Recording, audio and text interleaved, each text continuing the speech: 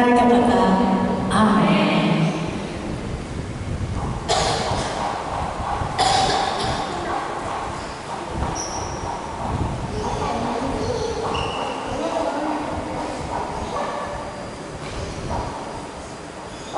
Shalom.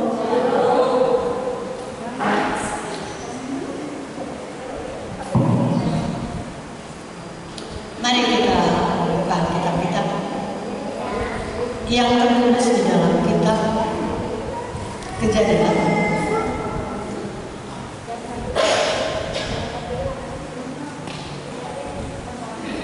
Kejadian 26 ayat 12 sampai 13. Tema kita hari ini adalah menabur pasti menuai. Amin. Biasa kita dengar ayat ini, tapi mari kita ulangi kembali.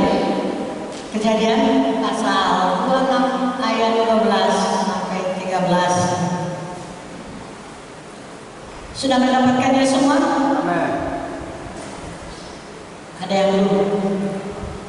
Kejadian 26 ayat 12 sampai 13. Mari kita bersama-sama membacakannya. Siap? 2, 3. Maka menaburlah Ishak di tanah itu, dan dalam tahun itu juga ia mendapat hasil 100 kali lipat, sebab ia diberkati Tuhan. Dan orang itu menjadi kaya, bahkan kian lama kian kaya, sehingga ia menjadi sangat kaya. Amin. Ayat ini bukan cuma berlaku kepada Ishak, tetapi bagi kita yang percaya pada hari ini. Siapa yang tidak ingin menjadi kaya? Semua kita ingin kaya, bukan? Kaya rohani, kaya jasmani, ya. Tetapi untuk menjadi kaya itu ada rahasianya yang kita perlu pelajari pada hari ini. Tentu saja bagi orang yang menabur, makin hari makin kaya dan sangat kaya. Berarti kalau tidak menabur, tidak menuai. Mari kita belajar pada hari ini, ya. Kalau saya pelajari kisah Ishak ini, apa sih yang ditaburnya sampai dia bisa menjadi kaya, kian hari, kian lama, kian kaya dan sangat kaya? Saya pelajari, pertama yang ditaburnya adalah doa. Doa, ya. Saya adalah seorang petani. Kalau menanam padi, saya lihat kami di tanah karo itu tanahnya ditraktor dulu, digemburin dulu, dibersihkan dulu. Kalau ada ranting-ranting dikeluarin semua. Kalau sudah nggak ada lagi akar-akar pohon apa segala macam di situ, baru bisa ditanam. Dan sesudah ditanam, dirawat, ditaruh pupuknya, bisa menjadi panen, menuai. Lebih menabur itu tidak gampang.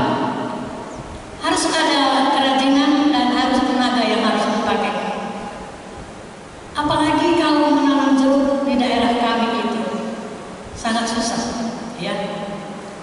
Digali dulu 1 meter persegi lubangnya, baru ditaruh kompos, ditaruh pohon pisang, dirajang-rajang gitu. Apa maksudnya di situ? Supaya nanti jeruk itu kalau datang kemarau panjang, maka air yang ada di dalam pohon pisang itu bisa menjadi airnya. Kalau curah hujan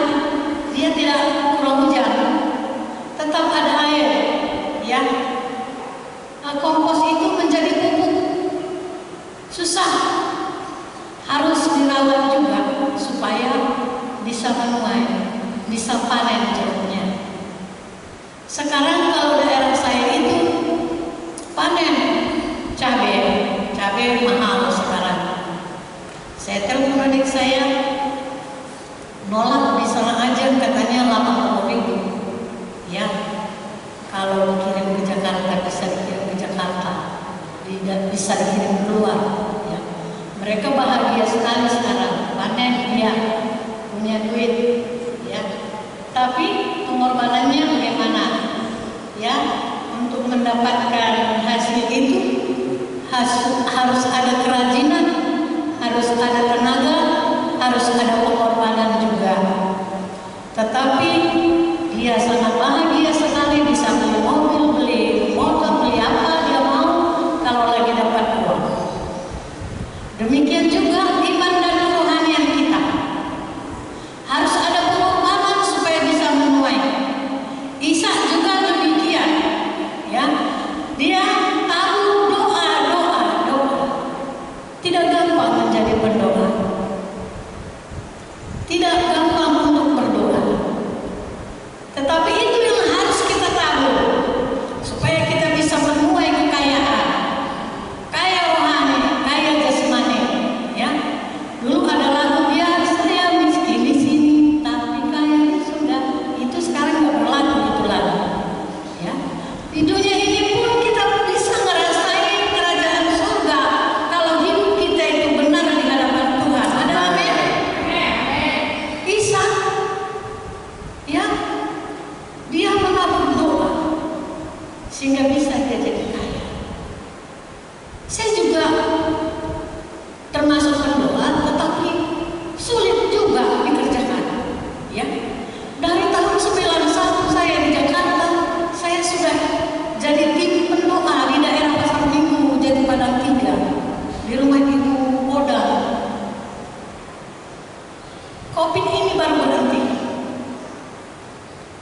Dari 50 orang kami menjadi tinggal 5 orang. Itu yang bertekun. Ya. Dan 1 minggu yang lalu saya telepon sama Ibu Oda, Bu datang lagi berdoa. Saya sudah beli lagi rumah di Ciputat. Mau di sana kita doa malam apa di Mampang, karena rumahnya di Jati Padang 3 sudah tidak ada lagi, sudah dijual. Kalau saya berat mengatakannya, dan saya sedih juga. Saya katakan begini, Bu, saya sesudah sakit itu kesehatan saya menurun, sehingga tidak boleh lagi keluar sama anak saya, apalagi naik angkot jalan sendiri. Saya nggak boleh, saya bilang begitu. Dan sampai sekarang masih belum dimulai lagi. Begitu ya. Karena selama ini juga, ya, saya capek juga dari Depok. Rumahnya sekarang di Mampang, Jakarta. Jam 9 mulai, jam 4 pagi baru berhenti. Doa semalaman. Istirahatnya jam 1 sebentar, makan minum malam. Jadi nggak ada tidur. Jam 4 itu saya pulang ke Depok, berhenti jam 5 pagi di Pasar Minggu belanja untuk mencari yang murah. Ya, karena mereka jual kalau jam 5 ke pasar itu pagi-pagi murah. Bagaimana penjualannya sama orang tukang sayur? Ya itu. Saya bawa makanan sayuran sama ikan buat 1 minggu. Taruh kulkas begitu.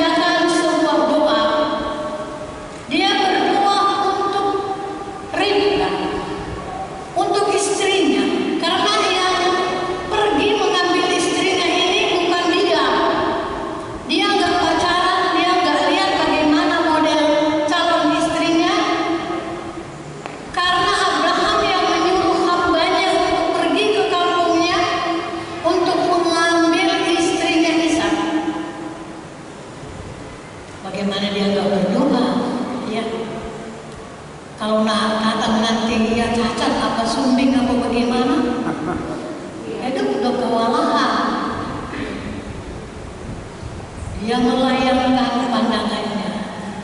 Dia berdoa sehingga calon istrinya itu datangnya dibawa oleh hambanya Abraham naik unta cantik sekali. Maka Ribka juga melayangkan pandangannya kepada Ishak. Maka dia turun dari unta-unta hambanya Abraham.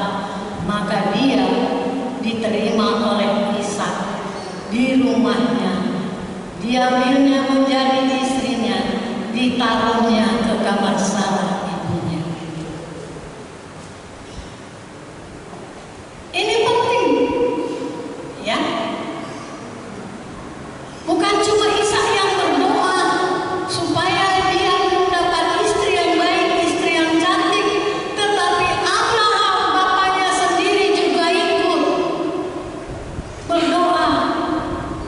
Ketika hambanya berkata, bagaimana Tuhan kalau nanti aku datang ke sana aku gak kenal orangnya? Tuhan menyertaimu. Tuhanlah yang membuat engkau berhasil. Kata Abraham kepada hambanya Eliezer. Sehingga dia berangkat. Perjalanannya berhasil. Ini perlu kita contoh di zaman kita sekarang ini, ya. Saya katakan Ishak ini adalah pria yang sejati. Dia berdoa untuk mendapatkan jodoh, ya. Dan bapaknya Abraham perlu dicontoh oleh bapak-bapak berdoa supaya dapat mantu yang baik. Ada amin? Ini penting zaman sekarang ini. Kenapa saya katakan begitu?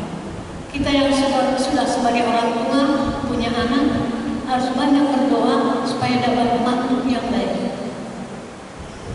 Ya. Dan anak juga yang belum punya pasangan hidup harus berdoa supaya dapat jodoh yang terbaik. Ada amin?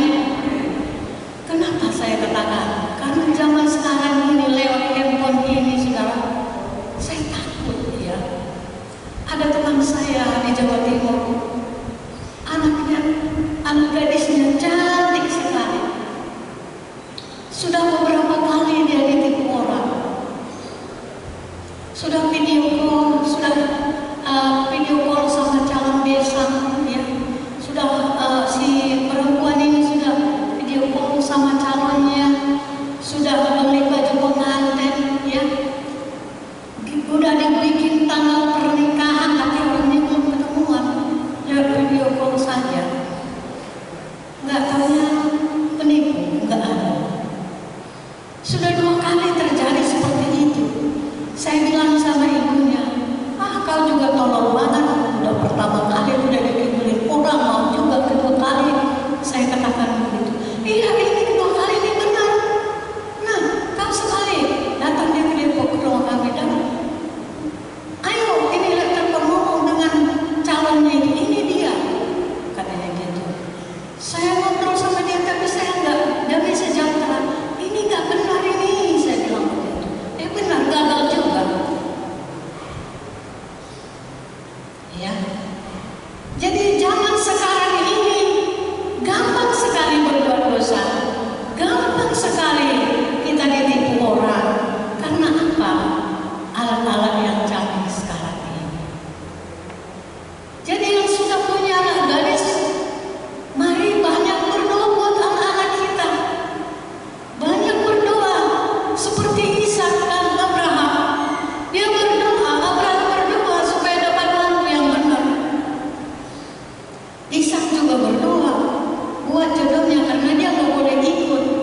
Kata Abraham, dia nurut.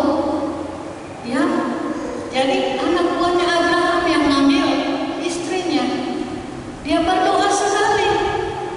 Dia sangat berdoa. Sehingga Tuhan kabulkan doanya. Dapatlah Ribka yang cantik.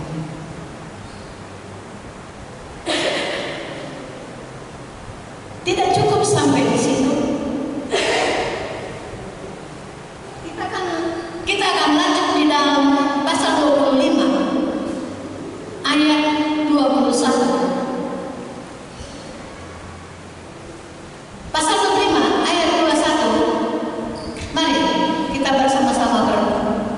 membaca. 2, 2, 3. Berdoalah Ishak kepada Tuhan untuk istrinya, sebab istrinya itu mandul.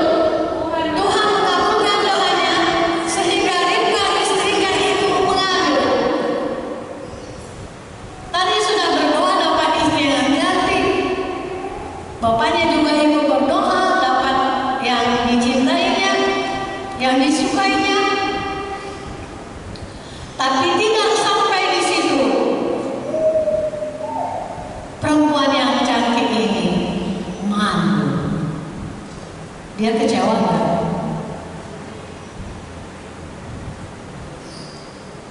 Sedih. Ya. Apalagi kami orang Batak, kalau mendapat istri yang malu, waduh, nggak terjamin dia bisa kawin lagi. Apalagi kalau anak perempuan bisa kawin lagi, nyari anak laki-laki katanya untuk meneruskan marganya.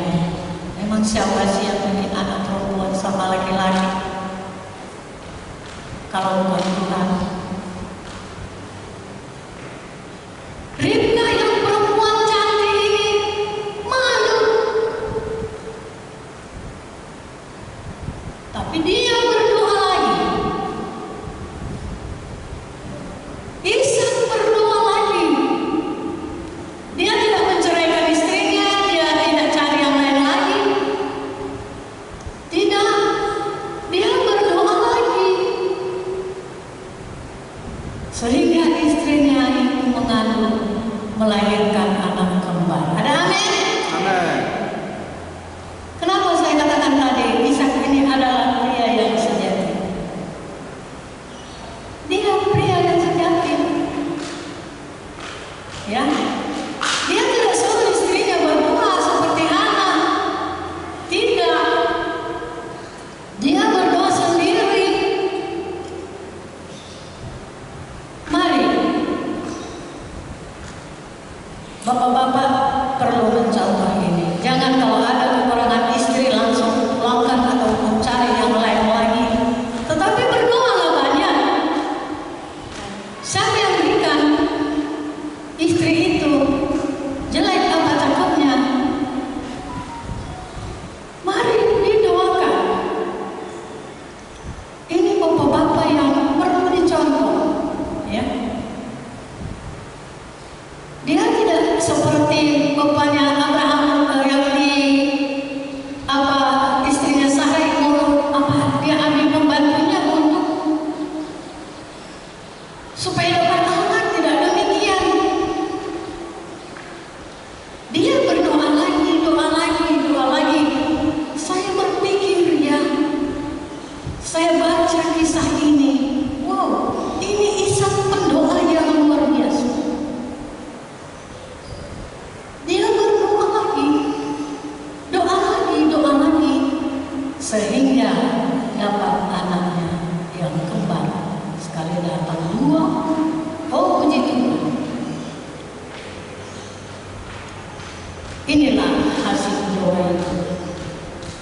Ya, inilah hasil daripada doa itu.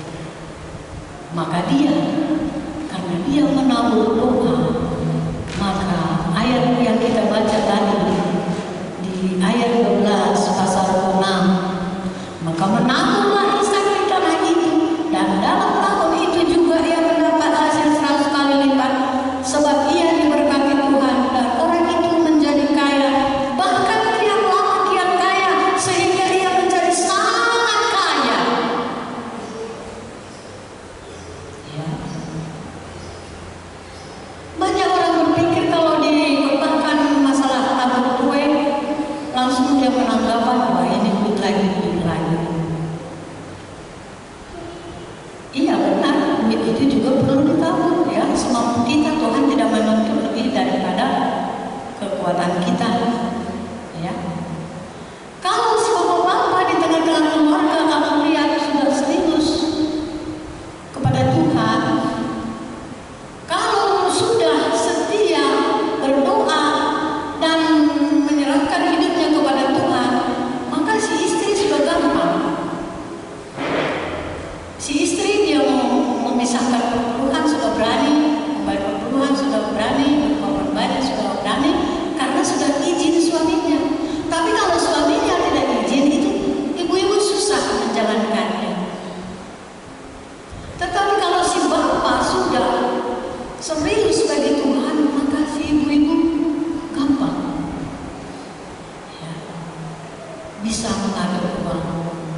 ada juga yang tidak bisa. Tapi saya katakan kepada ibu-ibu harus bijaksana, harus pintar-pintar untuk mengatur uang juga, harus bijaksana menjadi istri yang cantik dan hatinya juga cantik, jangan mukanya doang cantik tapi hatinya jelek. Ya. Mari, dan banyak orang berpikir masalah ditabur duit ini, kalau ditabur kejahatan, ya menuai kejahatan juga, ditabur kebaikan, menuai kebaikan juga. Benar juga sih, tapi tidak cukup itu. Kita harus menabur doa. Kalau kita kebanyakan ngomong juga bisa jadi dosa. Ini contohnya, kalau saya terlalu banyak ngomong sama anak-anak saya, harus begini, harus begitu, tiap hari harus begini, harus begitu, harus begini, harus begitu, tiap hari saya ngomong. Apa kata anak saya? Ini pembahalan, saya jaga sekali itu. Jadi lebih baik saya banyakin doa daripada ngomong. Ya, kita pun demikian. Kalau kita kebanyakan ngomong, mari kerjakan ini, kerjakan itu di rumah. Ya, oh ibu ini, mama ini, bapak ini kejam. Tetapi mari kita banyakin doa. Cukup kalau menasihati itu sekali-sekali. Saya begitu di rumah. Jangan ngomong. Menasihati itu sekali-sekali. Saya banyakin doa karena saya takut dicela. Nanti, wah ini lagi, gitu. Ini saya mau.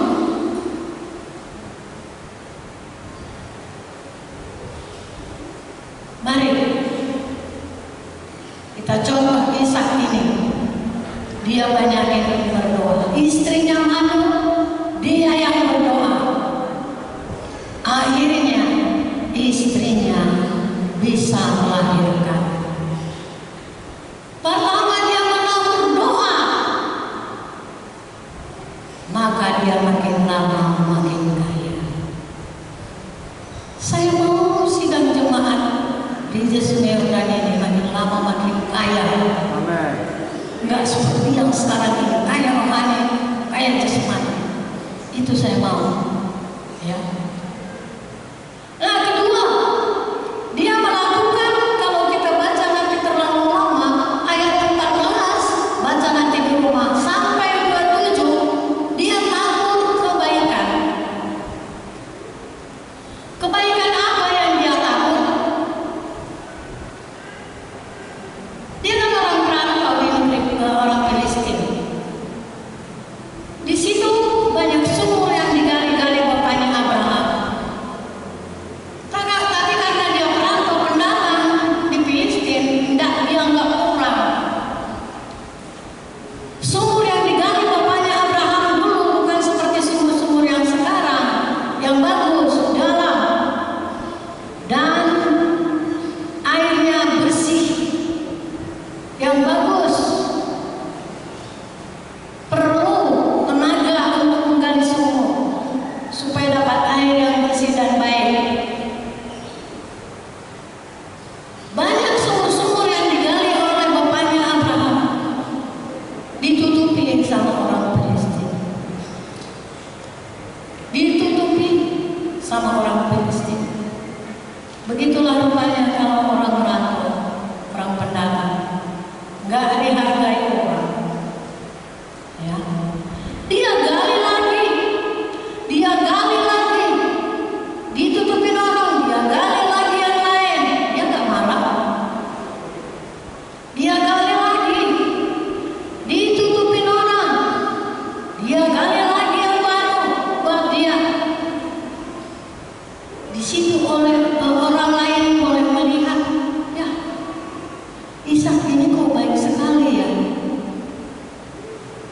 Akhirnya apa yang terjadi? Mereka mendekati Ishak. Ya. Kamu kok baik sekali. Kita baca di ayat 28. orang Filistin di sini ya. Jawab mereka, kami telah melihat sendiri bahwa Tuhan menyertai engkau. Sebab itu kami berkata, baiklah kita mengadakan sumpah setia antara kami dan engkau, dan baiklah kami mengikat perjanjian dengan engkau bahwa engkau tidak akan berbuat jahat kepada kami, seperti kami tidak mengganggu engkau, dan seperti kami semata-mata berbuat baik kepadamu dan membiarkan engkau pergi dengan damai. Bukankah engkau sekarang yang diberkati Tuhan? Kemudian Ishak mengadakan perjamuan bagi mereka, lalu mereka makan dan minum. Mereka makan minum bersama karena orang Filistin itu melihat dia baik. Mereka berkata bahwa Tuhan menyertai dia. Akhirnya mereka berdamai, makan bersama. Ya, beginilah kehidupan Ishak sebagai orang perantau di Filistin. Karena Tuhan menyertai, ya dia diberkati, bisa berdamai juga dengan mereka. Siapa di sini yang tidak pendatang di Jakarta? Kebanyakan kita perantau ya.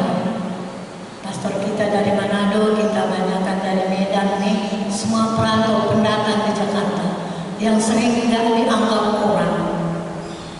Ya.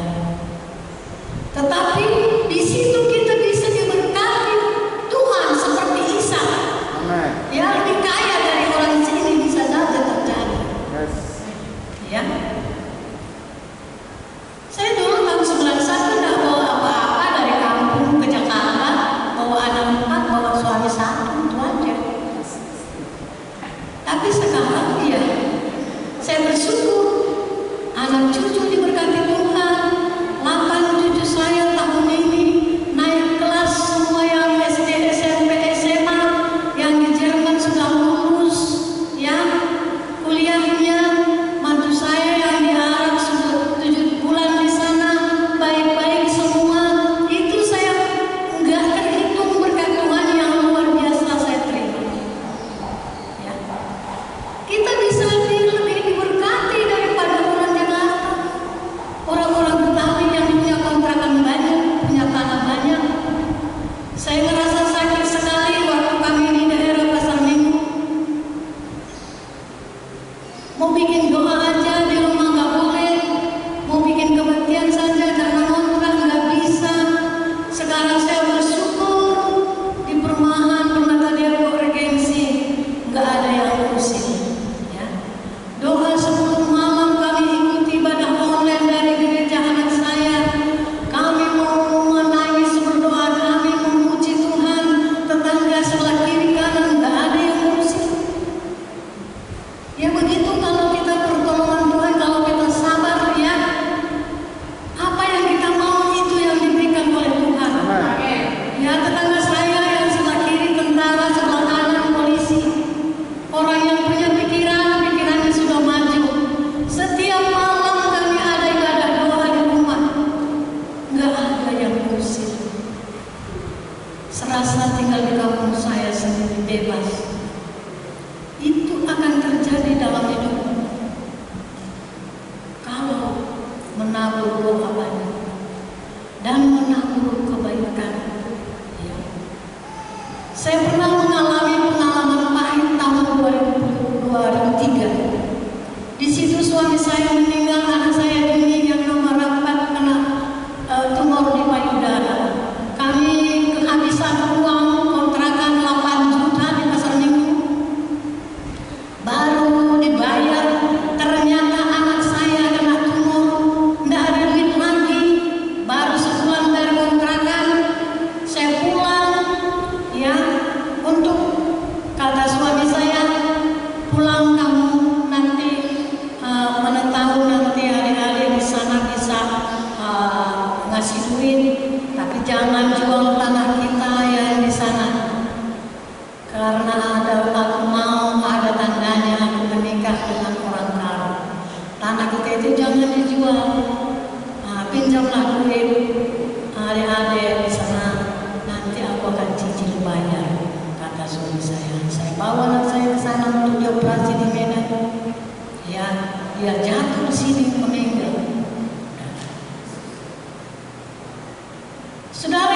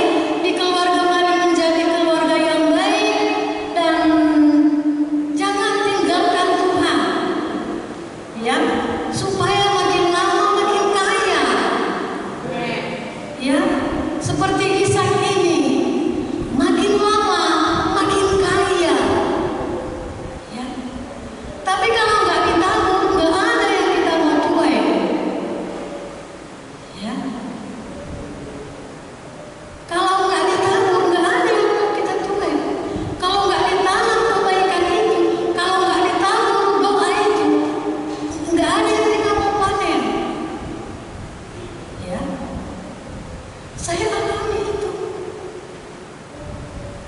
Saya ngontrak di daerah Pasar Minggu, bayarannya mahal. Keponakan-keponakan saya semua mampir dari saya sebelum kerja.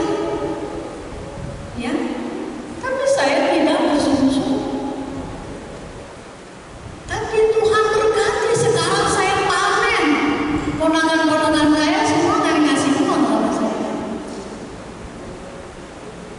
Pasti kalau kita tabur kebaikan sama suami, sama keluarga, sama mertua, sama saudara sepupu semua, kalau kita tabur pasti panen. Amin. Ya, baik dalam pelayanan pekerjaan Tuhan juga demikian. Mari kita menabur. Ya, Tuhan gak minta di luar daripada kemampuan kita. Dia minta hanya semampu kita. Karena Dia sangat mengasihi kita. Dia mau melihat kesetiaan kita dan kebaikan kita dan doa kita. Kenapa penting doa itu? Karena di dalam doa itu kita berkomunikasi dengan Tuhan, mengungkapkan isi hati kita kepada Tuhan, dan Tuhan juga mengungkapkan isi hatinya kepada kita. Kita bergaul intim dengan Tuhan. Tapi kalau kita nggak berdoa, kapan adanya hubungan kita dengan Tuhan? Kapan kita bercakap-cakap dengan Tuhan? Kalau kita kerja yang lain saja, nggak siapkan waktu bagi Tuhan, kapan kita membuka hati untuk Tuhan? Emang Dia perlu uang? Tidak. Yang perlu pembangunan? Ya, yang perlu uang itu pembangunan tempat kita ibadah. Kalau Tuhan tidak perlu uang. Yes. Tapi pembangunan yang perlu uang. Tuhan tidak perlu uang. Tetapi Dia perlu doa, penyembahan kita, hubungan kita itu intim dengan Dia. Tapi kalau hati kita ada dengki, ada iri, ada macam-macam dosa, harus dibersihkan dulu supaya ada bisa kita tabur doa itu. Karena doa itu kalau nggak dibereskan dulu, kalau kita tidak mengampuni, kalau kita tidak bereskan dulu, maka doa kita itu tidak dijawab oleh Tuhan katanya. Jadi kebaikan itu sejalan semua dengan kebaikan itu supaya doa itu boleh dijawab oleh Tuhan. Ishak ini itulah yang dia lakukan. Pertama doa, kedua kebaikan bertetangga, kedua kebaikan kepada orang lain sehingga dia makin lama makin kaya. Yakinlah saudara, nggak mungkin kita makin miskin, tetapi yakin dan percaya bahwa kita makin lama makin kaya di dalam jasmani dan rohani. Biarpun sekarang pekerjaanmu belum menghasilkan, kalau ada kesetiaanmu kepada Tuhan, pasti akan makin lama makin kaya. Seperti Ishak ini, yakin dan percaya. Tidak melihat pekerjaannya itu apa, semua bisa menghasilkan kalau Tuhan memberkati kita. Kalau saya pulang kampung, saya lihat itu aja. Hidup orang-orang yang seumuran saya dulu, jemaat saya yang setia, semua anaknya berhasil dan dikasih Tuhan umur panjang. Benar firman Tuhan ini. Ya. Saya renungkan hidup si A makin baik, hidup si E, B, itu makin baik. Ya, saya lihat semua anaknya semua kaya, sukses semua, dan dia umur panjang, sehat-sehat. Tetapi saya melihat lagi yang teman-teman saya yang bukan di dalam Tuhan cepat mati, anaknya juga mati muda, tanahnya tergadai. Itu saya perhatikan. Jadi yakin dan percaya Tuhan tidak akan membiarkan kita miskin. Kita makin lama makin kaya seperti Ishak ini. Oleh karena itu taburlah doa, taburlah kebaikan, supaya kita makin lama makin kaya buat oleh Tuhan. Saya kunci dengan satu ayat dari Galatia pasal 4. Kita akan baca di ayat 7. Galatia pasal 6 ayat 7. Sudah mendapatkannya semua sampai ayat 9 sampai 10 ya. Galatia pasal 6 ayat 7 sampai 10. Kita baca bersama-sama. 2, 2, 3. Janganlah sesat. Allah tidak membiarkan dirinya dipermainkan. Karena apa yang ditabur orang itu yang akan dituainya. Amin.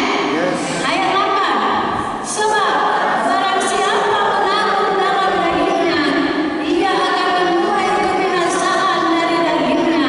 Tetapi barang siapa menabur dalam roh, ia akan menuai hidup yang kekal dari roh itu. Amin. Janganlah kita jemu-jemu berbuat baik, karena apabila sudah datang waktunya, kita akan menuai jika kita tidak menjadi lemah. Karena itu, selama masih ada kesempatan bagi kita, marilah kita berbuat baik pada semua orang, supaya dengan segala kawan-kawan kita seiman. Catat ya, mari berbuat baik kepada semua orang, terutama kepada teman-teman seiman. Bagus nama gereja kita, Gereja Sungai Yordan Kekeluargaan Allah Depok.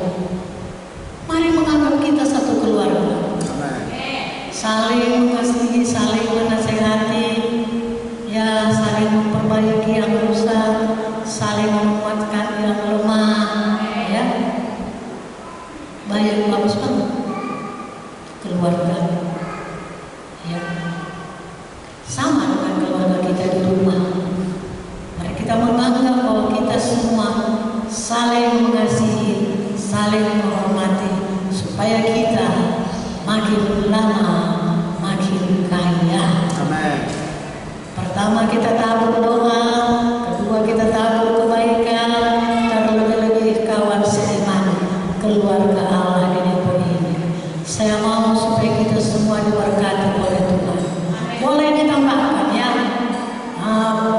usaha kita setiap hari untuk menjaga kesehatan kita.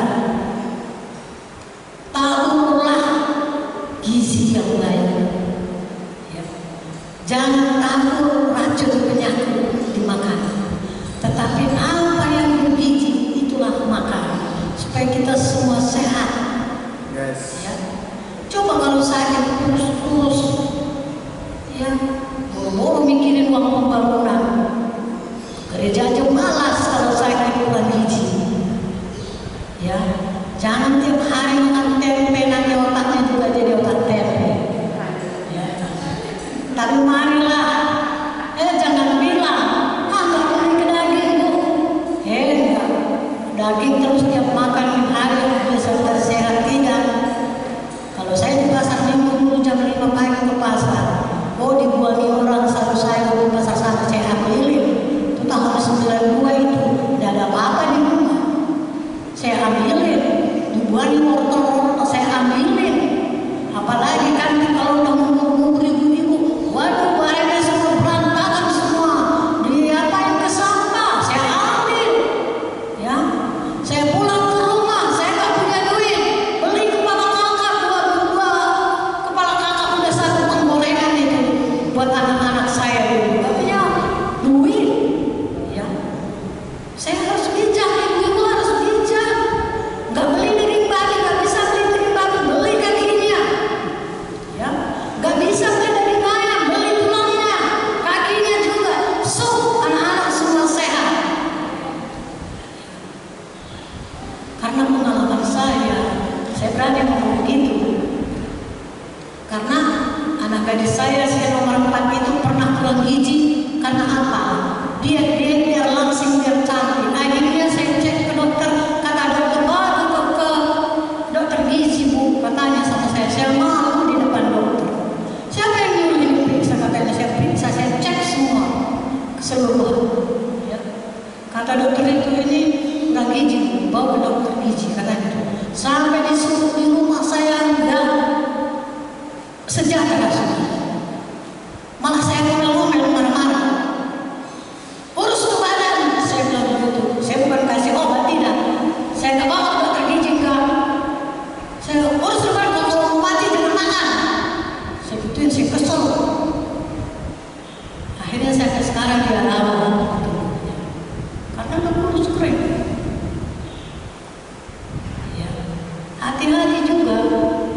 Karena rumah Allah ini